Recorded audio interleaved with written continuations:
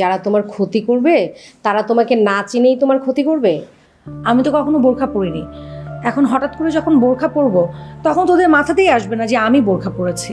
আর যতদিনে বুঝবে ততদিনে আমার পথে কাটা দূর হয়ে যাবে।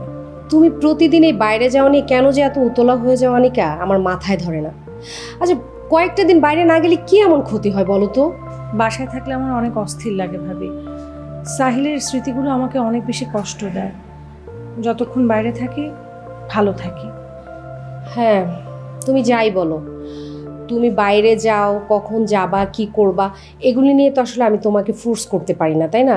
কারণ তুমি এখন বুঝো তোমার ভালো লাগা তোমার মন্দ লাগা সেটা তোমার উপরেই ডিপেন্ড করে, তাই না?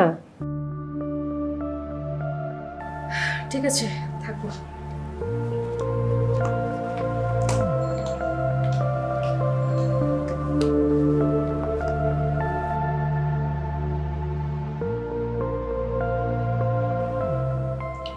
সুজন সাহেব, আমি এসব কি শুনছি? কি শুনছেন স্যার? আপনি নাকি আপনার মিসেস সঞ্জিতা, ওনাকে বলেছেন তালাক দেবেন? এই কথা কি সঞ্জিতা আপনাকে বলেছে স্যার? যে বলুক, কথাটা কি সত্য? 100% সত্য। আপনার কি মাথা খারাপ হয়ে গেছে সুজন সাহেব? এই বয়সে আপনি আপনার স্ত্রীকে তালাক দিতে চাচ্ছেন? সবাই আপনার ব্যাপারে কি ধারণা পোষণ করবে, আপনার কি কোনো খেয়াল আছে? স্যার, আমার সঙ্গে আমার বউয়ের অ্যাডজাস্টমেন্ট হচ্ছে না। আমার বউকে আমার ভালো লাগছে না, আমি তাকে তালাক দেব। এই জন্য মানুষ কেন আমাকে খারাপ বলবে স্যার? শুনেন, মানুষ চায় বলুক, আপনি এই বয়সে আপনার ওয়াইফকে তালাক দিবেন আর একটা বিয়ে করবেন, সেটা মানুষ ভালো চোখে দেখবে না।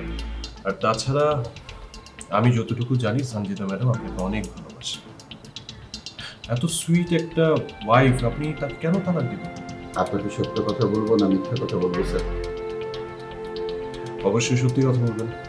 আমি সঞ্জিতাকে তালাক দেব না, তাকে ভয় দেখানোর জন্য তালাকের হুমকি দিয়েছি। স্যার, এই বয়সে এসে বউ তালাক দেব, আমাকে কি আপনার পাগল মনে হয়? আর বউ তালাক দিলে অন্য বউ পাবো কোথায়?